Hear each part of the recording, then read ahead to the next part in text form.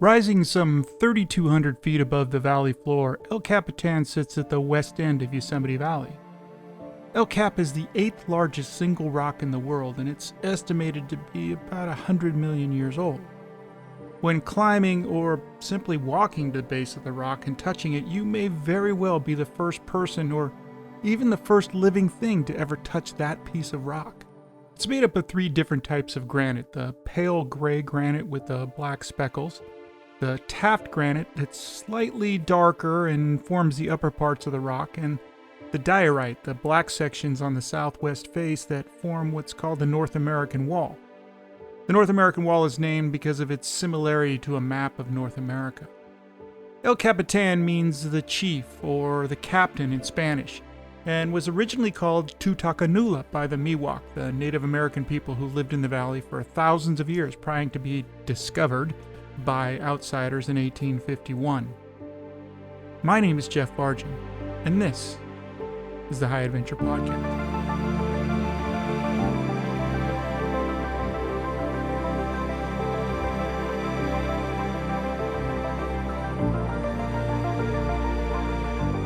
Hello and welcome to Season 3 of the High Adventure Podcast. If you've listened to Seasons 1 and 2, I'd like to welcome you back. If you're new to the podcast, I'd like to welcome you, and I hope you enjoy what we have to offer. This is Volume 1 of Trip Report. We'll start a multi-episode single story soon. In fact, we're already in production on that story right now, but this season I'd like to present some great little stories that otherwise might be hard to find. Adventurers of all kinds often write trip reports. These little stories describe the experience of a person or a group of people on one particular trip. These trip reports live on personal blogs and on specialized forums all over the place. I've been a big fan of trip reports for a long time. I like that they're first person and describe what a person went through rather than an outside observer's speculation on their effort. Of course, being written by adventurers and not always professional writers, they sometimes are a bit crude in structure and rougher around the edges than the polished stories, but that too is what I like about them. Sometimes these reports can get a bit technical and use slang that's not always familiar to folks who don't participate in these activities. A piece of equipment or a specific technique might be mentioned, but these reports were often written for a small group of peers rather than the general public. At times I will try to explain the details, but mostly I'm just going to read these reports as written. And if you're curious, you can research the unfamiliar terms and slang that are brought up in these reports. Some of the trip reports I've selected so far are from people that are very worthy of following on social media. I'll try to give you their social media contact information when it's available. Our stories up to this point have been unique and stories of courage and vision. I think that most trip reports offer that same quality. I think that everyone going out and pushing a limit, whether it be the limit of the sport or a personal limit, and doing something now everyone else is willing to do, then that could qualify as a story of courage. The trip reports I'll present are the ideas and thoughts of the individual who wrote the report. The views and experiences belong to the writer and may not always reflect my personal opinions. All the trip reports that I'll be presenting are presented with the permission of the authors of those reports. Full disclosure, several of the trip reports I've chosen to begin this season are from friends of mine. I picked these because I know the folks well and in some cases have interviewed them for other projects I've produced. When it seems to fit the format and the story, I'll include those interviews in the episode. If you think that you have a trip report that you'd like us to present, send us a message through email at thehighadventurepodcast@gmail.com or find us on social media and I'll let you know how to submit your story. Please do not submit your story without first contacting us. I'd like to tell you about a few things right now that are happening that we're really excited about. First, we dropped our first audiobook. It's called Everest Alone, Maurice Wilson's 1934 journey to be the first to stand on the summit. If that story sounds familiar, it should. We've gone back into the episodes of Season 2 and added a new foreword and an epilogue and edited and remastered the episodes for an audiobook presentation. The episodes are broken into chapters and the story runs about 5 hours long.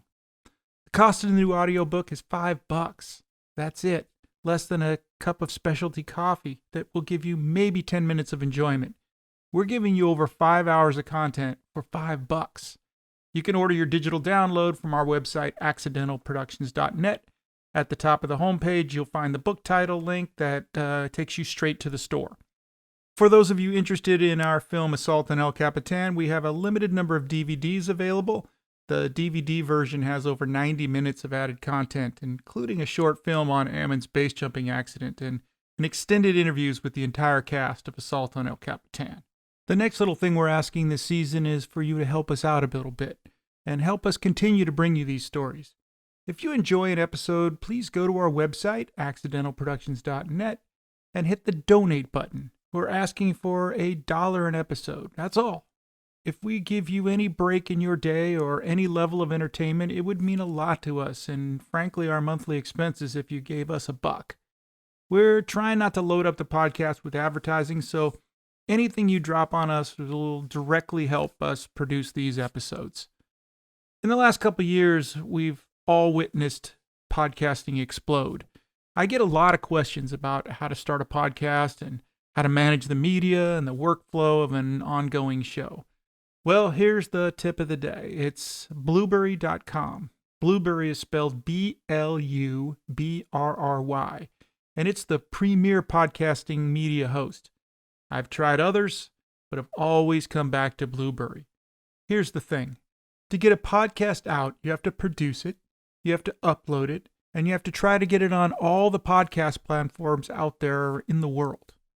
Blueberry makes it simple. They give you a WordPress website free that integrates your account seamlessly.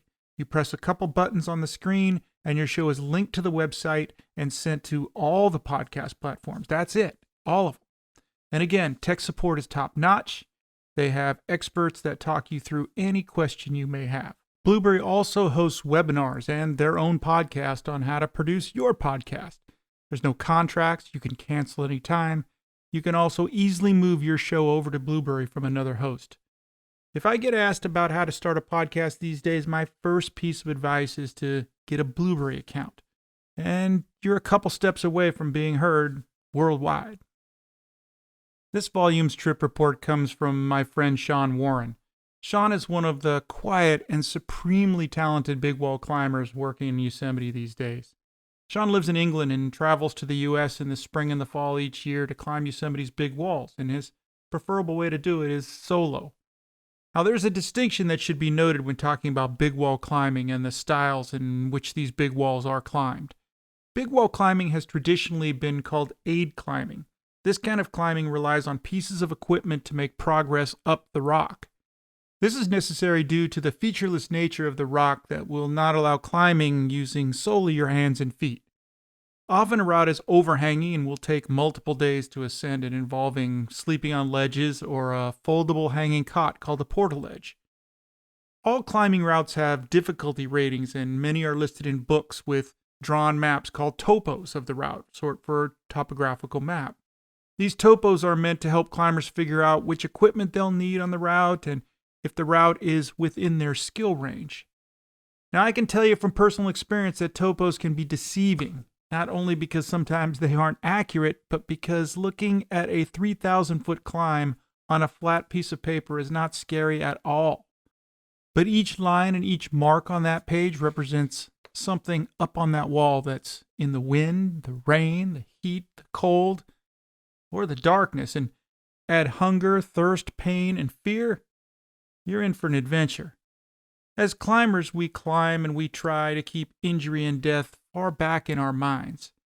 But on big walls, it's always right there in your face. You're sleeping on a nylon cot thousands of feet off the ground. You have a complicated system of ropes and equipment to help you get your equipment and yourself to the top. You have 1 gallon of water per person per day. And on a long solo climb, that could be 10 to 15 gallons. Some of the routes in El Capitan and on other big walls in Yosemite are overhanging from the base to the summit. They might be as much as 95 to 110 degree angle.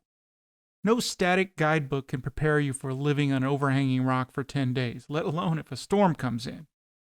Sean Warren prefers to climb alone. He moves effortlessly across hard and delicate rock. At 6'6", he's tall and lean, but he has a huge smile and nerves of steel. I was in Yosemite Valley relaxing in El Cap Meadow one afternoon, watching Sean through a telescope. He was 1,500 feet off the ground, moving slowly. I looked at the topo of the route and saw that he was on some crumbling rock directly above a ledge, and the moves were rated some of the hardest on all of El Capitan. To fall here would mean serious injury or death. It took him over an hour to move 5 feet. My palms were literally sweating as I sipped a beer and ate salami in the afternoon sun. Later, when I spoke to him about the move and what I'd seen, a huge grin erupted, and he said, "Yeah, that was a bit spicy and took a bit of time." It was as casual as saying he'd just put in another load of laundry. 2 years ago, Sean and another UK climber, Pete Whitaker, who, by the way, just sent me a trip report of his own and will be presenting that one soon. Anyway, Sean and Pete set out for Yosemite Valley with a goal of climbing 7 walls in 7 consecutive days. That's if you're counting as 1 wall per day. Let me tell you that each of these walls for good climbers is a multi-day effort, and some as many as 4 days each.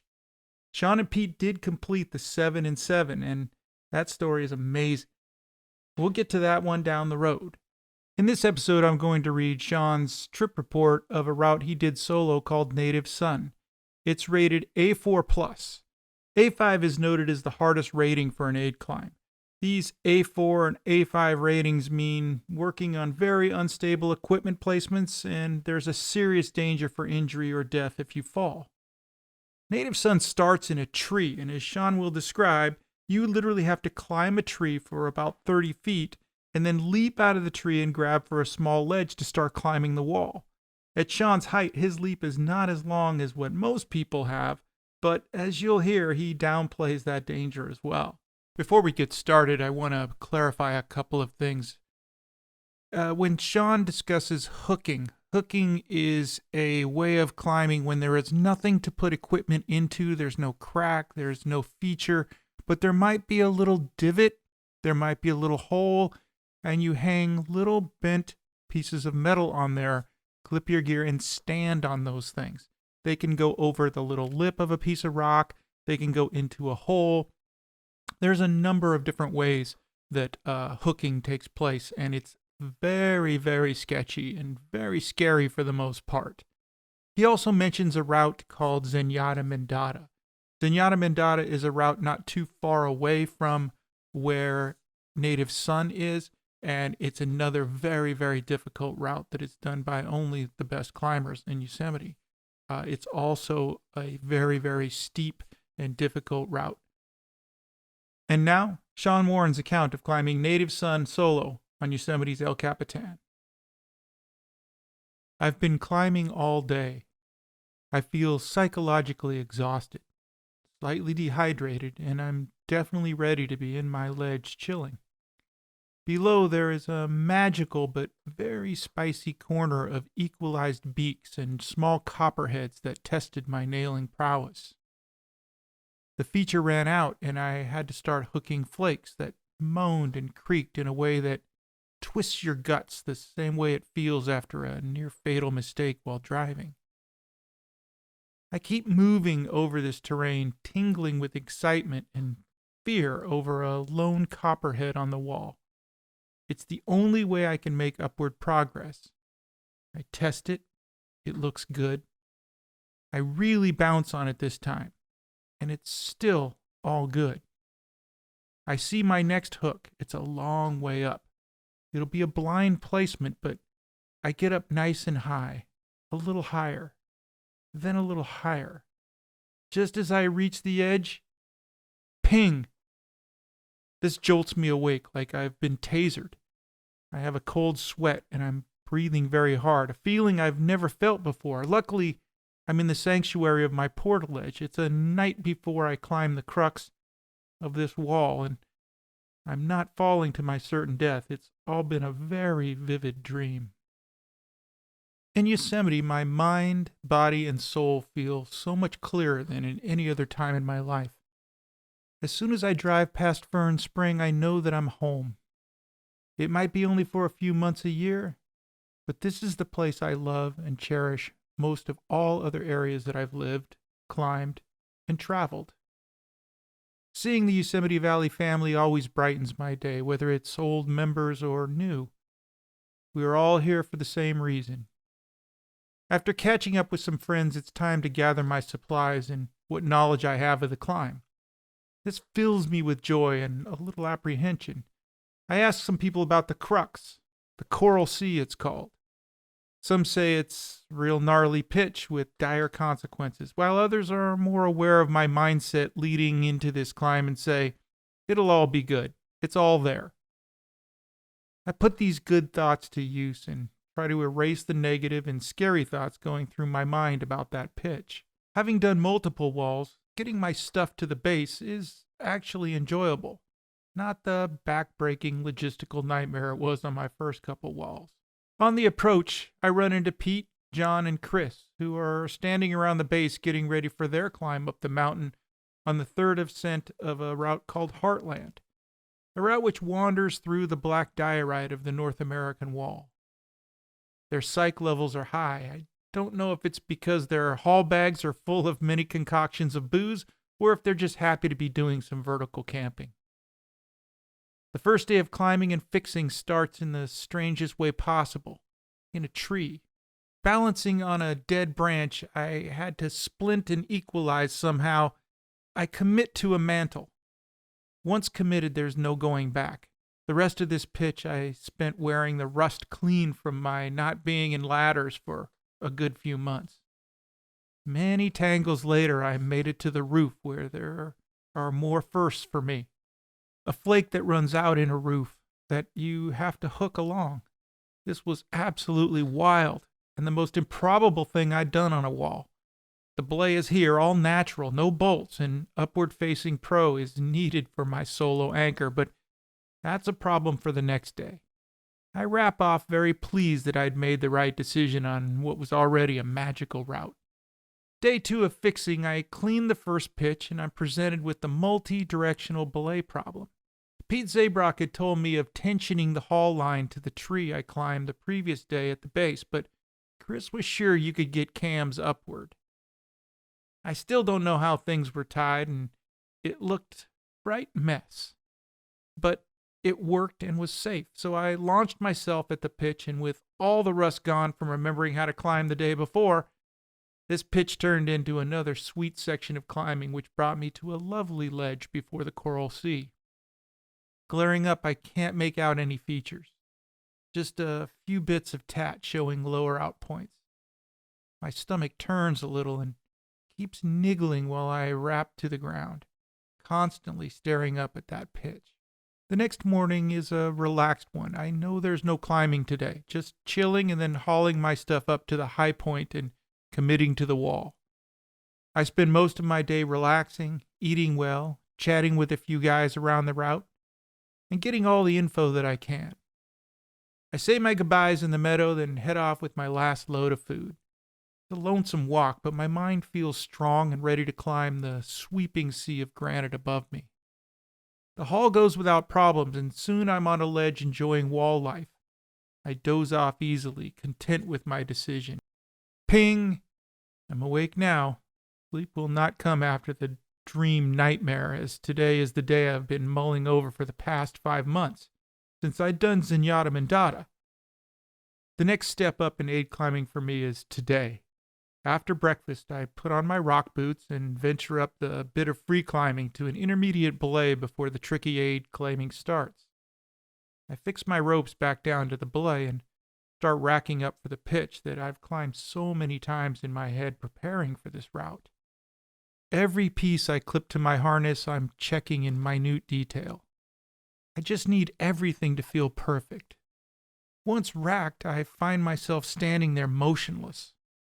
Then I snap out of it. I take a few deep breaths, just like when soloing tricky stuff on the gritstone back home, and blast up my ropes to the mid-belay without hesitation. I launch out on hooks, and I'm so totally psyched that I completely miss a rivet. Once I clip it, the first part of the pitch is starting to be tamed. I keep questing, leaving my meat hook for pro on this good solid flake. Surprisingly, I come across a nest of gear that softens the pitch yet again, It's still super fun climbing, though. Getting to a rivet, I step out of my aiders and free climb along this lovely ramp, aiming up for a head that has a little bit of tat on it, and it's the same tat that I'd spied the night before. To my surprise, I merely lift out the head with my hand. No taming this pitch now. I keep moving. A few very run-out hook moves, a couple of heads, and I clip the belay. As I anchor myself, the whole world opens up. I hear the road, the other climbers, and it's all so clear. I've always wondered about the mindset we get into when we're on a tricky lead with some danger thrown in or free soloing close to our limit, and how it turns off the world around you. It turns off your mind so much that there could be a nuke dropped and you wouldn't bat an eyelid. I guess this is what people mean when they talk about being in the moment and present in life. Maybe this is why we climb. After the morning of leading the crux, I relaxed for the rest of the day, enjoying the view and all the sights and sounds of the valley far below. And I'm especially enjoying watching Bart over on his solo of the route the shortest straw. The next day, 160 feet of rack-eating traverse got me to a belay below the wing. This pitch is one of the main reasons for choosing the route. Such a prominent feature on the wall, and you bivvy right at its tip. I'm really in wall mode now. Setting the ledge and general organization is fine-tuned. I have the right amount of food and water, and I can't take that big smile off my face all night. Lying in bed, I'm looking up at the wing. It's true what people say. It is the steepest pitch on El Cap. Following morning, I climbed the wing. What a pitch! I certainly haven't done anything that steep before. It's a fun pitch of heads and rivets and a few pieces in between. Still, the smile won't fade and my cheeks are starting to strain. I wrap back down completely in space. Once back level with my bags, I must be 40 feet out from the wall. After cleaning and setting up the ledge that night, the strangest thing happened. Every time I turned the lights on, bugs fell from above and landed on the ledge. Not flying down, almost like kamikaze pilots aiming for the lights. I could not understand where they were coming from. Above me was a featureless blank wall for maybe 60 feet. Like clockwork, though, light on, they would fall. Light off, they would stop. Eventually, I let them fall, so I had some company on my ledge for a little while. Who's Gonna Win the War is an enthralling pitch. Even though there was a lot of fixed mank, it links to the end of Iron Hawk's Knife Blade Traverse, a very impressive-looking pitch in itself. I was in awe of this section of the wall. It's so clean, steep, such hard granite. Unfortunately, the next pitch is a bit loose, which kept me on my toes. I fixed the pitch and wrapped back down to bed for the evening. The usual routine ensued. Make tea, eat food, chill, watch the swifts. As majestic as they are, the swifts still have got to go to the toilet. Over that evening, I heard a nest perched above me and had a few of them unload their bowels on me. I soon drifted off to sleep. I woke up the next morning in bombing range. There hadn't just been a few birds up there. After organizing my kit off the ledge, the accumulation of shit on it would have filled up multiple coffee cups. I brushed it off and made my breakfast, excited to get to the Finger of Fate, one of the class pitches of the route. A real variety of penduluming and tension traverses, hooking and nailing. This brings me to an anchor and the equator, the only pitch where my system was not slick. Suddenly I hear the sickening sound of rope zipping very quickly through nylon. To my horror, I watch my full lead line and my full haul line fly out of the bags, meaning that I get the joy of trailing 140 meters of rope to the remainder of the pitch. Not ideal. It kind of dulled the beauty of entering into the Finger, which is a stunning corner on brass nuts, even though there's an 8 to 10 inch off-width next to it. What I really became aware of is the fact that this huge flake, at least 300 to 400 feet long, is barely attached. And behind it, all you see is daylight. I have no idea how this massive piece of rock is attached to the wall. Waking the next morning, I don't feel like climbing. My hip is sore from yesterday's trailing escapades. The sun is really nice as I lie in my sleeping bag, so I make an easy decision to have a rest day. I organize my equipment, count water and food, which to my delight I have a ton. I sunbathe, I read, and do general rest day activities. It's really nice to stop on a wall for a day or so you can take in every feature through all the different times of day. In the morning, one section of granite can look blank. Then comes the afternoon light, and a little corner has appeared. The tricks the light play are mesmerizing. I was lucky. I'd relaxed for a day because the next pitch involved wide free climbing. It seems the routes I do always involve some strange 5'9" off width in them or something. Yet again, I was lucky enough on this one, like the last, to be able to aid through the plethora of gear from tipped out number 6s to deep but crap number 5s and a few number 1s and many slings and ropes. Through gradually tensioning and untensioning and subtle movement, I aided through this section and topped out the finger, another major feature of the route that I'd wanted to climb. The rest of the day was spent climbing the machine head wall, pitches that were not overly fun or technical. The most interest I had with these were making sure I had enough rivet hangers for gear that was spaced out enough, which brought me to my favorite wall-hanging bivvy ever. It's perched at pitch 12, sat on the last bit of overhanging wall before the angle really eases. You really feel like you're out there, and you realize this is because both sides of the wall dip 100 meters either side of you. I enjoyed this spot so much I spent a whole day there chilling, which was very entertaining as Pete, Chris, and John were moving their camp up. To see their position on Heartland and how out there they looked got me excited for that part of the wall. I had heard nothing from them in previous days, just a faint echo of their voices because the diorite section of the wall concaves in so much. Waking on the last day, I knew I had one final hurdle, Golden Nipple, and it was the one I was looking forward to. To reach its belay, I climbed a sweet corner on beaks and heads to a splitter-thin crack in a monster flake. I had seen videos of Pete Zabrock and Ammon McNeely on this pitch, so I knew it required some fun pendulums and cool hooking. Unfortunately, the pitch didn't impress overall. The hooks were enhanced, head was very enhanced, and generally it was a bit of a mess. The best part of the pitch for me was a pendulum on hook moves. Definitely not a bad pitch, but it didn't live up to how good it was in my head. It was a strange transition pulling onto those last two pitches of Tangerine Trip. I remember a couple of seasons ago when I climbed Virginia, these pitches felt quite hard and scary, whereas today I climb them in a matter of minutes with no fear. Topping out on Native Son felt really close emotionally to when I'd climbed El Cap my first time by soloing Zodiac.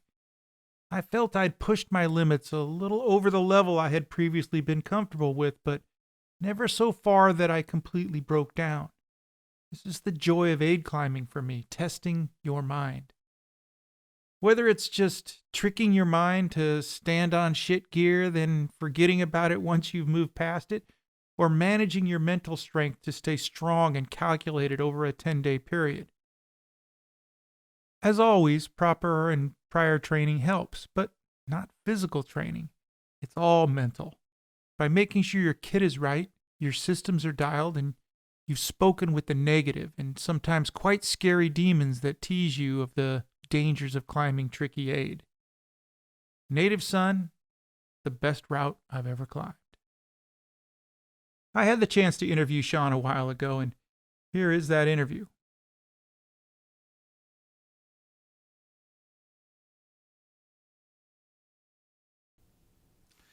I'm here with our guest, Sean Warren. Sean is a British big wall climber. Is that appropriate to call you British, Sean? Or Yeah, I'll accept that. No, I like to be called British. That's okay, fine. all right. A British big wall climber who's spent quite a few seasons in Yosemite killing it up on El Cap. And most likely we see Sean from the bridge, but once in a while he's down on there and we get to chat with him.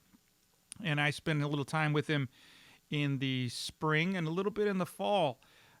He had a really, really impressive season. And I'm not saying that because I read it. I heard that from a lot of big wall climbers that were up in Yosemite this season. Past the Capitan Pete sent me an email and said Sean was killing it this fall. He had a great season. Zenyatta Mandata, Native Sun, South Seas, and Lunar Eclipse, and Shortest Straw. And 3 or 4 of those solo, Sean? It was all were solo apart from Lunar Eclipse. Okay, Lunar Eclipse, you had a partner, and Zodiac, Yeah. which, for your level is kind of a hike. So I know you had some friends on there, and you Yeah, basically yeah. went I for a took a couple stroll. of buddies up there. So you went I, for a I, I was their stroll. hauling monkey. Yeah, you went for a stroll on Zodiac, and then you climbed some other things. Yeah, you could call it that. So let's just talk a little bit about how you ended up in Yosemite. When did you start climbing? Cool. I think I started climbing maybe when I was 13 at the Scouts. I think you guys had that sort of thing over there. We do. Um, and yeah, just from then on, I done a award called the Duke of Edinburgh Award, and part of that was a rock climbing side of it. And yeah, that pretty much got me into it, and I've just been addicted ever since, really. And you're living sort of, and I don't know my geography of the British Isles well, but you're down towards London, correct? Yes, yeah, quite close to London, one of the almost the flattest part. Okay. So for you to go climbing, where do you have to go? Do you have to go up to outside of Sheffield, or where do you go if you're going to climb? Yeah, Sheffield's the closest place to the Gritstone. I've got quite a good little indoor wall near me, which is only half an hour, which I climb at quite a lot. But yeah, mainly the Peak District is 3 hours drive is the closest. So you go up to the Peak District, and you're 13 years old, and starting to get into climbing. And what's you're free climbing at this point, I assume. Yeah, And yeah. when did the attraction of aid climbing, and how did that come about? I went through a little period of reading lots of climbing books about old school British climbers. I got into Andy Kirkpatrick's book, Psycho Vertical, and it's kind of like a autobiography, but in between his paragraph going through his life, he talks about soloing the Vegetant Wall. And yeah, I just kind of thought, well, that seems pretty cool. I'd like to give that a try, and I tried most other forms of climbing, but never stood in aiders before, so I took the plunge and came to Yosemite. And how old were you when you did your first trip to Yosemite? It was 4 years ago, 5 years ago. I think I was 24, 25. So when you step into the valley the first time, and you come around one of those classic turns as you're driving in, and you see El Cap for the first time, what is that like? Well, my gut dropped big time. It was like a big nervous feeling, and didn't realise something could be that big. And actually, on the first trip, I never got to climb El Cap because of how daunting it was, and even some of the smaller walls I never got to climb. We were in well over our heads. But we had great fun free climbing around on the classics.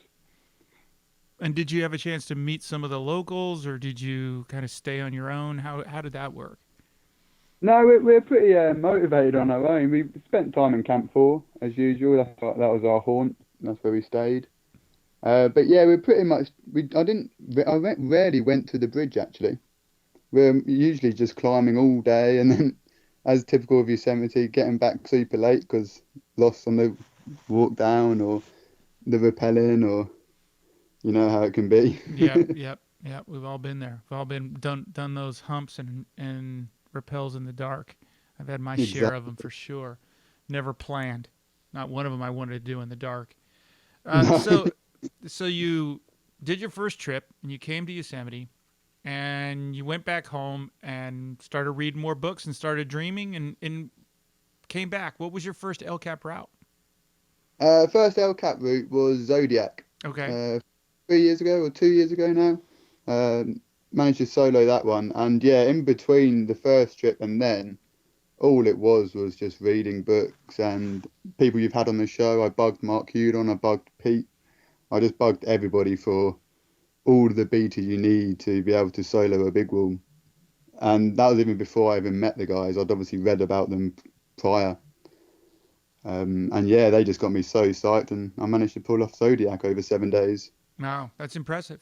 How did you pick that route? Because sometimes people will pick Lurking Fear or the Nose, or how did you pick Zodiac?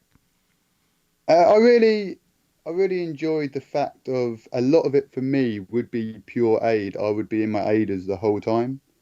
Things like Lurking Fear, you have the scrambly top pitches. The crowds on the nose has always deterred me.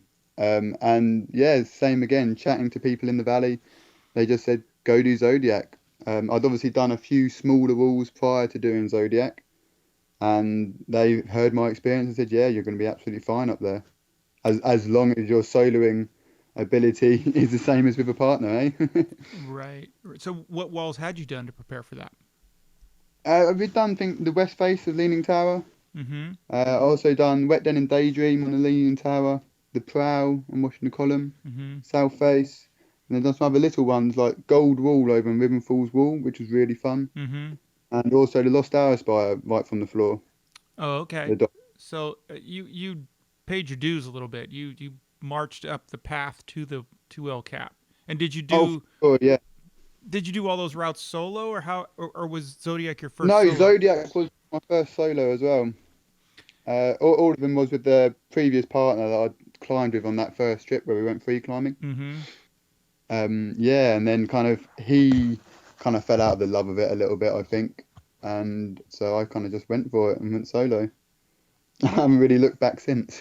no, you haven't. You haven't. So that was just a few short years ago, and now, this fall you're doing soloing Short of Straw and Lunar Eclipse and Native Sun, and those are serious routes for even with a partner. How did you think these are the routes you wanted to do solo? What motivates you to do these routes solo? So for me, a lot of them is places that I want to get to. I kind of sit in the meadow and I see a feature, and I think it'd be quite nice to hang out for a day there. I'm quite a position climber for that reason. Especially Native Sun when you have the things like the wing pitch, all the way up to the Finger of Fate. It's just big, beautiful features. Zenyatta was slightly different. That was more for I just kind of wanted to test myself for the technical ability. But then I found out that the big features were just as cool as any of the features that I've climbed up to before. So that was a bit of a bonus, really. And you're picking routes too where there's not a lot of beta out there on those. I mean, Short of Straw has become a little more popular, but Lunar Eclipse, there's not a lot of people doing that. Native Sun, there's not a lot of people doing that. So are you just jumping in, or are you looking around to find some people to get some beta? As always, all of these routes have all been done. You just have to dig deeper Mm. to find the people who have done them. Native Sun was a lot more of a curveball. It definitely felt like a big step up. Only speaking to maybe 3 people who had done the route themselves, and all of them saying it was quite a stout route. So there was definitely some nerves going into that one for sure. Is is Um, is that the route that you have to climb the tree to start? yes, yeah, yeah, Ah, talk yeah. about You had to do a little mantle up. explain that first pitch, because I mean, this is I walked by it, and I think you and I walked by it at one point, right? Yeah, And did yeah. who was at the base? Chris Chris and Troll, Chris Troll I was think. at, and they were Chris getting Troll. ready to do it, and we were talking about that tree. So explain this first pitch. Okay, so you have to probably climb maybe 20 foot. Don't quote me on the distance. Up a tree, walk out onto a ever dying branch, and then bust out a little mantle out of this first out of the tree.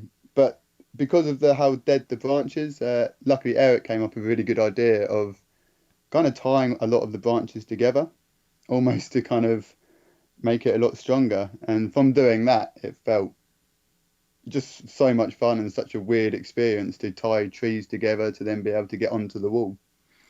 And getting onto the walls, no, you say just a little mantle off of the tree, but did you have to jump off that tree?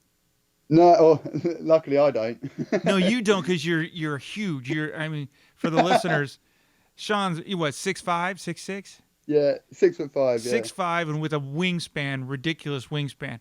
The rest of us mortals, people who are shorter, literally have to jump off of the branch and grab that mantle, right? Yeah, pretty much. I think Houdon had a bit of trouble when he first done Yeah, and it. this is when you're saying 20 feet off the ground, you're being maybe underestimating. Yeah, That thing seems to okay, be like maybe 30, 40 35. feet then. Yeah, yeah, I'm 35, not great 40 with feet. distances. And it's a straight drop to the ground. It is a horrifying thing. When somebody said this is what you do, I thought when we were walking there and we were talking about that, and he said we have to do that, I thought he was joking. I thought there's no way this route starts like this. It's just, and it does, and then you see the mantle and go, well, how do you get from the branch? That branch is tiny and it's dead, and how do you do that? So that's oh, that's just a horrifying start to something, and that's not even Oh, the, it's it not the really made the crux. ascent though. Yeah, it's not the crux, right? No, no, not at all. But it certainly did feel quite spicy. Yeah, ground fall, dead before you even I, start. I had a runner in the tree. I tied a tree branch off. Oh yeah, okay, yeah, that psychological pro, right? That's not holding anything. And then you fall down, and who knows where the rattlesnakes are down there and what's going to happen there. So we had that Oh yes, podcast with the Topher. joy of your rattlesnake experience comes back again. Yes, it does. Yes, it does. It was quite the rattlesnake season. Speaking of rattlesnakes, because it was so, crawling with them in the spring, how was it in the fall? Did you see a lot of them up there? I saw the most I've ever seen. I saw three this trip. Wow. I saw a couple of big boys around by Zodiac, where you had your little experience, Probably I know and I that saw one a little, well. Yeah. yeah, I saw a little baby when I was actually walking up the talus before you come into the forest at Mm-hmm. Tangerine Cliff on El Cap. Mm-hmm. Yeah, so they're quite incredible creatures, really. But being from England, we only have little adders, so it was nice to see. Yeah. Well, I think I know both those ones because I know that I stepped over that little one by Tangerine Trip on the talus. He's laying right there on the talus. And Irish Paul Brennan was ahead of me, and I yelled at him. I said, "Hey, did you see this snake?" He's like, "What?" I said, "You just walked over it," and that's how I met Paul. And shout out to Yeah. him because I know he'll hear. And then that other one was pretty good size, the one we ran into at the base of Zodiac that was hovering around Topher's head. So he's probably gotten bigger in the last 6 months because there's plenty to eat up there. He's So got a good yeah, spot there. I think we should start naming them or tagging them because I think we'll know who they are next spring. They'll be good size next spring. I'm not looking forward to seeing them. Um, Yeah. so you've done South Seas as well, which is no joke. That was a few years back. Did you soloed that one as well? Yeah, yeah, that was solo. That was last fall. The choices you make, it seems like you're picking routes that are a little more obscure, not often done solo. Am I right about that? Yeah, they were done. They've all been climbed solo for sure. But there's not so many people soloing these days. It seems like Yeah, so. Kind of does seem strange, I think. But they have all been soloed before. but like you say, it's rare. I mean, maybe one a season or so. It's not like it's one after another. No, you can kind of get the usual Zenyatta and the shorter straw solos quite a lot of the time. But onto the other bigger walls and slightly more obscure walls, like you said, yeah, not so many solos. And is that because the fall potential in some of those pitches is bad? No, I think so. I think there's not too obviously too much difference between soloing and climbing with a partner. It's just being able to spend the time alone. The climbing is no different. It's just being able to enjoy your own company. And how do you get past those psychological cruxes when a partner can help say, hey, Sean, I know you're having a bad day, but you can do it, and give you that little boost that we all get sometimes on the wall. And you don't have that Well, when you're alone. I find I deal with it better when I'm alone. I'm kind of thinking about the other person a little too much, I think, when I climb with a partner. Mm-hmm. And I know I've made the decision to go up on that wall and do these climb these pitches and make these placements. That if I was with a partner, maybe I might go, oh no, maybe you should do this pitch, or and I have that retreat, or maybe they don't want to do something and I go up and I don't feel like doing it that day, if you understand what I mean. When Mm-hmm. I'm so, I have complete hold of the reins myself. Mm-hmm. I can, if I, as you know, I spend quite a lot of rest days while I'm climbing, Mm-hmm. and I wake up that morning and don't feel like going climbing. I just Right. feel like hanging out. Yeah. And partner, I kind of feel that necessity to get up and get going.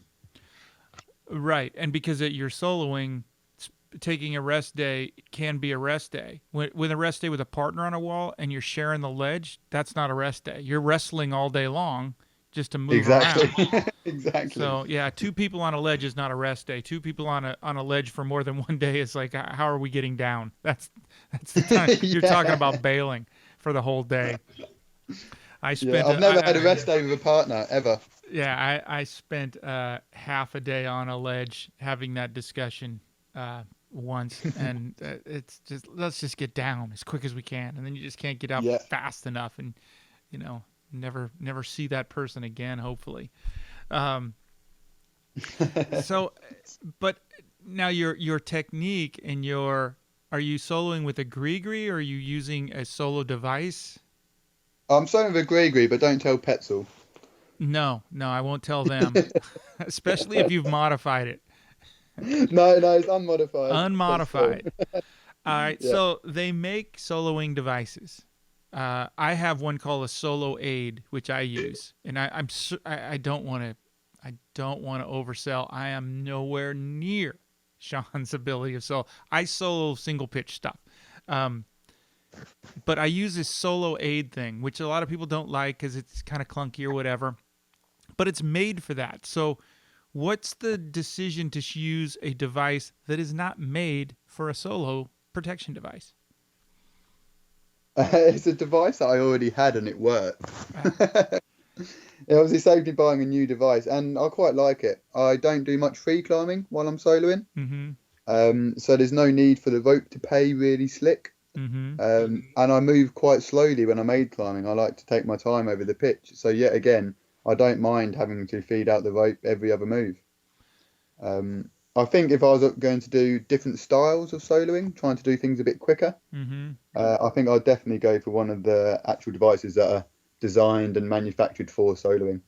So with a gree, are you tying backup knots? Is that how you're 100%, yeah. Always tie your backup knots. right? 100%. Even if you're using a device for soloing, you should always tie your backup knots. Right. I think one of the things if people haven't experienced soloing and know that process, it is you're anchored, and you're anchored at both ends. Are you tying both ends? Or are you doing this continuous loop method? I do the continuous loop system, yeah. Oh, so you're not tied into the other end.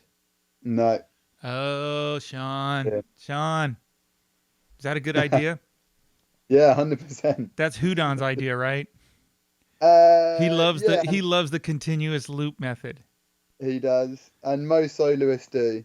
Oh, I talked to a couple that literally went ashen white when I talk about that. Oh wow, really? Yeah. Yeah. Like I said, I haven't done enough soloing to know to make an informed judgment. I just know I hear Mark talk about that, and I hear you talk about it, and Yeah. it's just I don't know that not tying into the other end is a little freaky for those of us that You kind of are tied into the other end because you've got your backup knot, which is kind of a new end.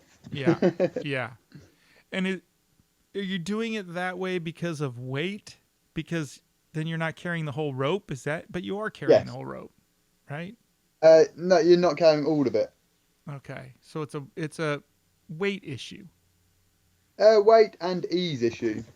It's a very easy method. Because there's less cluster on your belt because it's not Yes, for looped sure. back. Yeah, Yeah, yeah, yeah, okay. yeah. That makes sense. That makes sense. Um, I'm just wondering if things go bad, do you go, oh, I guess a little cluster could have helped. But anyway, I don't know. Next time I see you, we're going to talk about this because I want to know more. This is a really complicated thing, and Yeah. I know Hudon It's probably has not the best time now. yeah, Hudon has a good descriptions of it, and you obviously have it wired because you did Leaning Tower this fall in 6 hours solo, It was 13 car to car, 13-hour solo.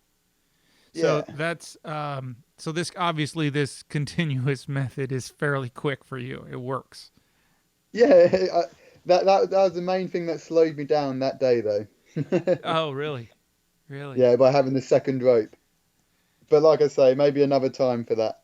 All right. Yeah. Second rope. Okay. We'll bring in more complications. All right. Yeah, So, yeah. let's talk a little bit about the Yosemite culture because you come from the UK, you're climbing these big walls, and at this point, you're fairly well known over there. I mean, you're not a real in your face kind of person, but your climbing resume now has put you on the map. People know when you come to the park. People know that it's you up there. There's no mystery of who's doing this. Oh, it's Sean Warren. We know that guy. There's 10 or 12 guys when you go to the valley and names you hear, and you're one of those names. You're on the wall. You're not a guy sitting around the meadow for weeks talking about it. So how has that changed your uh, acceptance in the valley, becoming somebody who's done this resume of climbs just in this year? Um, it was very strange. It all kind of before the South Seas climb, it was kind of like I was still just a visiting climber. Do you understand? Mm-hmm.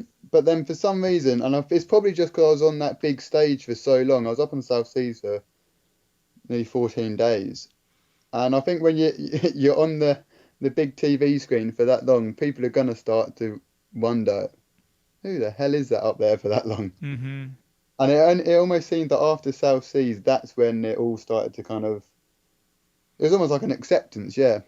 But I think that's only due to mainly being what's that plonker doing up there for so long. Well, and you obviously, because you're climbing these things, you're probably more sought after as a partner. Are you getting more offers to go climb things these days? Oh, for sure, yeah. And unfortunately, there's a lot of unhappy people. Because you're soloing. Because Um, I but solo a lot. but your partner on Lunar Eclipse was not unknown this year, right? No, no, no. I managed to get to climb with Pete this year, which was interesting. I took him up an aid wall. All right. There's a So lot of something that hit. there's a lot of Pete's. Let's talk about which Pete we're talking about. Oh yeah, Pete Whitaker, One of the Wide Boys, as he's known over one here. of the wide boys. Yeah, Yeah. yeah. A couple Wide Boys 1 and Wide Boys 2. So how did that partnership develop? I met him in Camp 4, and I kind of went through a little bit of aid climbing techniques with him and his partner for when they climbed the Secret Passage, which is over near Leo's Prophet. It's kind of like the free climb to Eagle's Way. Mm-hmm. And they needed to get through an aid section, which was basically had to get a rope up to give it a little practice. And I lent them some kit and showed them a few techniques. And yeah, kind of just, as you know, in the valley, you just meet people and exchange numbers, exchange Facebook. And yeah, he contacted me and said, "Did you want to walk sometime?" And that's pretty much how it came about. And And yeah, it was strange because we ended up on Lunar Eclipse, which is like a not often climbed aid wall, when obviously Pete is known for his free climbing. and how did he Which take to aid climbing? he didn't actually lead any Uh, pitches on aid. did you throw him out there to free some stuff? He decided to take over the reins one day and managed to free this A3 plus pitch, which was very impressive. And he launches up this face, just straight up this face. Kind of gets to this block and says that he needs to trundle it. I'm kind of wondering, why do you need to trundle it? And basically, he has to climb up and pretty much around it. So after lots of shouting to and fro from another free climbing party trying to climb the Zodiac, they all run into the wall. And Pete trundles this, what he said was a little block. Mm-hmm. Well, this thing, it must have been 5 foot high, maybe 4 or 5 foot wide, and a good foot thick. I've never heard a block trundle down that talus like I heard that one go. Mm, It was going for 3, 4, 5 minutes. I don't know. It seemed to trundle forever. wow. Wow. Yeah, and then but after doing that, and he literally just jammed the block off, which was crazy. He just put his hand behind it, jammed, and the thing popped off. Huh. Scary. Yeah, maybe Scary. his jams are just too strong. Yeah, maybe those Wide Boy hands. I'm gonna talk a little bit about how you and I met, Yeah, which involved illegal activity, if you remember. We'd known each so other. We'd met each other over Facebook a couple times. Had some that's it. Yeah, exchanges and done that. And I think I let you know that I was coming to the valley, and you were you did. already there. And this is astonishing to me because it just made me laugh at how small the valley is and how you can meet people and quickly gravitate towards them. And anyway, here the story is: I drove up and I pulled into right by the bridge, and I was getting out and I was gonna eat something because I think somebody was coming the next day or something. So I was just pulling up to have lunch. You guys pulled up. You and Dan pulled up right behind me. You get out of the car. I'd never seen you before. I said hello, and you go, "Are you Jeff?" And I go, "Yeah." And you go, "You want to go on the El Cap swing with us?" I'm like, "Yeah." And I mean, I don't know how you knew who I was, but you did somehow. And so we a good guess, a calculated guess. yeah, a good guy. Yeah, I'm the old guy driving up eating lunch before he does anything else. And In a nice car. well, it has four wheels and they're round. So um, then then we went up and did the swing. We did the El Cap swing, and Yeah. we're probably, hopefully the statute of limitations is up and we're not going to get in trouble for admitting we committed a crime. But we didn't put the rope up; it was already there. Exactly. And then so that, I guess the crime really is. I don't Well, know. you I only don't know what the actually really crime is. swung, Jeff. I didn't swing, did I? No, you just set it up for Dan and I. Did you swing? I don't know if you did. I don't know. It was a lot of fun though. And for those listeners out there that haven't done the El Cap swing, it's illegal. I would never tell you to do something illegal, but you might never have that much fun in 60 seconds in your whole life. But so I'll leave it at that. And that swing gets put up periodically by sometimes people we know and sometimes people we don't, but the swing is there, and there's a certain trust factor of that thing bolted to the wall and how it's put up. But you just got to do it. You just got to do it once and check it out. So let's talk a little bit about the politics and the controversy around El Cap, because you now are a Yosemite local, a Yosemite icon at a fairly young age. You've just put your stamp all over that big wall community, and there's a lot of controversy up there about trails, about routes, about rebolting. How do you, coming from the UK, how do you navigate that very American Yosemite ethic? I thought you're not going to get the best answer here, really, Jeff. I kind of try to take I take a bit of a back seat. Luckily, I'm not doing anything on the Capitan at the moment which will cause an ethical debate. I'm still climbing routes that get climbed a couple of times a year, maybe once a year, once every couple of years. Not having to replace bolts on my routes because they've already been done. So I'm not kind of myself getting into the ethical debate as me being the subject. But all of the other stuff that goes on is always so interesting to listen to. And I'm still so sitting on the fence on how I feel about pretty much every issue that is brought up while sitting in the meadow or at the bridge. Well, what's the big ethical question that happens in the UK in the climbing areas? We have a big thing about trying not to bolt. It's mainly the no bolting ethic and keeping things clean, really. And if you can't do it, don't bolt it. Just wait till you can do it and do it solo, or do it slightly more unprotected than you would be if you put a bolt in, and give it all you've got. Right. So that was kind of the ethic in Yosemite in the late 70s, early 80s, and then it changed, and then the bolting wars happened. I started climbing in Yosemite in the mid to late 70s, and I can remember that bolting at that point was sort of taboo. You couldn't find a bolt kit anywhere. It was really hard to find bolts, and they were just the 1/4-inch button heads then, and which I still have.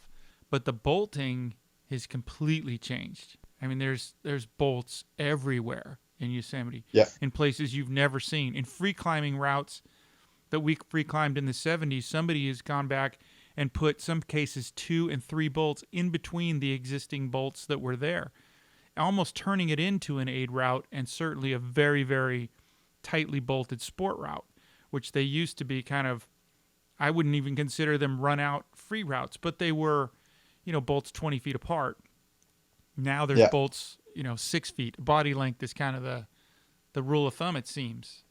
Well, it's kind of it's quite the modern way, isn't it? People do quite like the turn up, walking on a nice, well-paved trail, clips and bolts nicely close together, Mm-hmm. and kind of go home and share it on Facebook.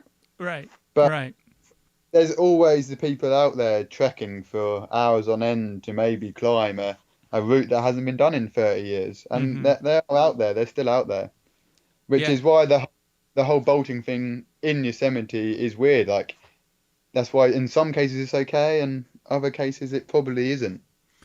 That's why I've always sat on the fence, because certain places, yeah, put some bolts in.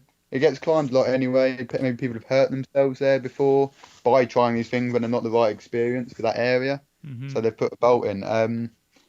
Yeah, it's a tricky question. There's no right or wrong answer, I don't think. It's really tricky, and you can drill down into the weeds in all kinds of different analogies. And for instance, if you decided I'm going to drive to a certain place in the woods or the mountains, and I'm going to be the first person to drive there, and you carve out a road, and does that mean the second and third and fourth person, and for history, have to drive that road unchanged? Or can they take out a boulder? Can they fill a pothole? Can they make it easier and safer? Um, Exactly.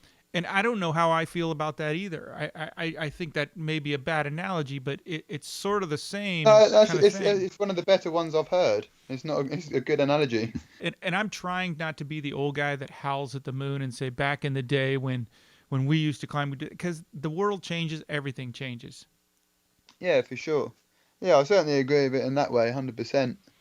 But then also some people do like just going full bore Right. and just giving it all they've got. I know of some people in the valley who, some like a little lass called Jenna, her first solo and first LCAP route was short as straw, Mm-hmm. and she had a few felt like messes up on it, and a few of the pitches didn't quite go the way she wanted, but she did get to the summit after I think it was 8 days she spent on it. Mm-hmm.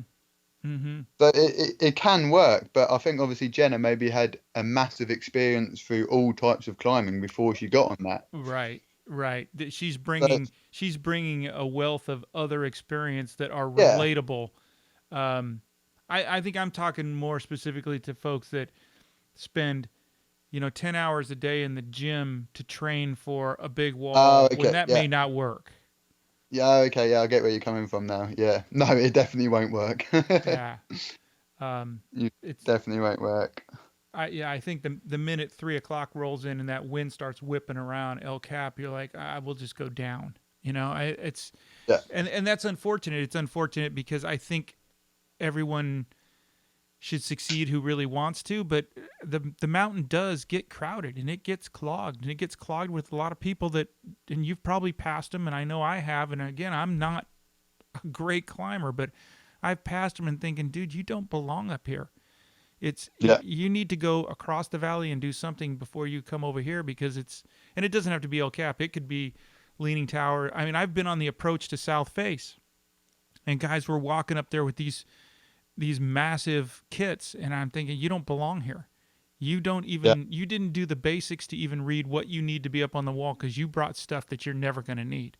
And there's just a basic preparation thing of, if I bought it, I should bring it, and I don't. I'm guilty. You saw my kit and you laughed at me because I'm guilty of that in many ways myself. But um, I didn't want to say I anything, know, Jeff. yeah, you're like, well, you don't need 4 of those. You only need 2. And I go, what if I drop 2? Then I need 4. So, so I get that a little bit, but there are some things you know you're not going to need. But now I have everything. I have everything I would ever need, because Exactly. most of it is yours. Yeah. Because for the listeners out there, Sean's big wall kit and portaledge, and now I found a couple other little boxes you left in my garage, that I tuck away on a shelf that stay here, so he doesn't have to fly back and forth across the world with this 400 pounds of stuff that can just stay right here. So we're very excited by your contribution to my big wall climbing kit, which is now tripled in size. I can't thank you enough for storing it for me. Well, that's not a problem, but what is a problem is I did hear you say you might not come in the spring, and I am distraught by that because I am one of those potential partners out there that really want to wrangle you into doing a route with me this summer on the big stone somewhere with you and climb with a master. Because You best climb with somebody else then, Jeff. oh no. I look forward to getting on the wall with you because I really enjoy your We'll company. get you up there, buddy. Yeah. I know. I've had so many near misses, and last year's Zodiac debacle is just something I have to avenge that, and I've already begun plans of minimizing my kit much at your. Even though you didn't verbally say it, I felt it. I felt that you thought I had too much. And I know. I have to carry it all to the base for you. that's right. We should reveal that you helped us carry kit all the way, and we're terrific at that. And got us down and got us up there and with all that stuff, and that was much appreciated. So we will pay you back. We will pay you back. We'll pay you back with a lighter load. That's how I'll pay you back. Yeah, exactly. As I have all this stuff that needs to be used, and it's only been fallen on once, even though it was a long one. So with that, I think I will wind up our conversation. I really appreciate you being here, and hopefully we will have you on again because you are a great guest and you're a great friend, and I count myself lucky to have met you and to hang out with you, and you know that your room in my house is always available. Your kit is safe in my garage, and you are welcome here anytime. So thanks again for taking the time out. I know it's late over there. You're in the UK and I'm here in the US, and timing is issues, but I really appreciate you taking the time, Sean. No, thanks a lot, Jeff. It's been fun. I hope you enjoyed High Adventure Podcast Trip Report Volume 1. Please leave us a review and 5 stars on your favorite podcast platform. And if you get a chance, check out our website, accidentalproductions.net, and our audiobook, Everest Alone. And as always, we'll see you at the summit. I'm just like my old man, he told me so.